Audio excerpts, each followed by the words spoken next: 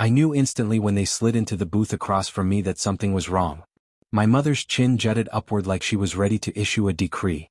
My father's smug aura clung to him like an oversized coat. They didn't come to visit, I thought. They came to take. We've decided, my father began, cutting into his steak as if negotiating a deal. We're moving into your home tomorrow. This phase of selfishness ends now. No excuses. I didn't flinch. I didn't hesitate. Even when my mother added, "This is what family does," the word felt heavy, pressing against my chest like a bruise that never healed. I set my fork down deliberately. "Fine," I said evenly, "but don't forget to bring $860,000 by morning." Their expressions drained, fading as if someone had dimmed the lights. That's when the mask of control slipped, and the truth of our history began to surface. They hadn't always seemed like villains, or maybe I had just been too naive to understand their rules. As a child, I mistook coercion for guidance, manipulation for care. I had been trained to say yes, apologize first, give anything requested with a smile. My college fund vanished to patch their roof. My emergency savings evaporated to cover her hard month. My first apartment was signed in my name because their credit couldn't support it. At the time, I told myself it was temporary, that one day my sacrifices would earn their pride. Instead, the sacrifices taught them I was indispensable, a resource to exploit endlessly. The subtle shift began 2 years ago. A midnight call demanding overdue payments, a borrowed credit card that never returned, offhand comments about moving into a bigger space together. I ignored it all. Until the text. A message meant for my mother, mistakenly sent to me. She'll fold. She always does. 6 words that unearthed a long-buried resolve. I did nothing at first, just let the words sit until a new thought solidified. Not anymore. Revenge didn't storm in. It crept.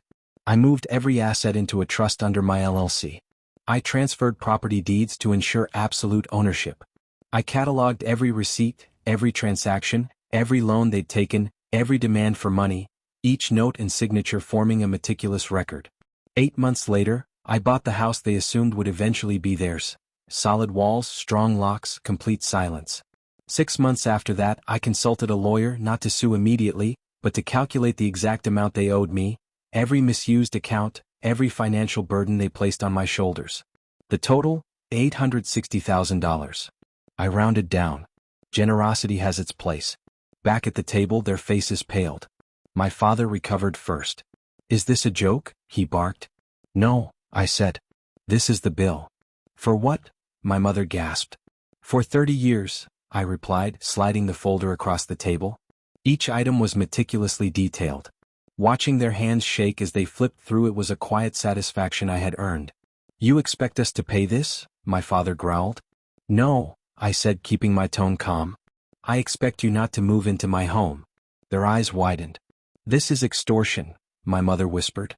"No," I corrected, leaning back. "It's the precise amount I would sue for, and win." My father's jaw tightened. They had never taught me boundaries, but they had imparted ruthless lessons in ways no one else could. I stood, placing my napkin down slowly, deliberately. "Show up at my door tomorrow and I will file the lawsuit immediately. You will lose far more than a home." The room went still. Heavy, thick, stunned silence. I added one final statement, meeting their eyes, "And you don't get to call me selfish again. I am done paying for the privilege of being your daughter." I left the restaurant without a backward glance.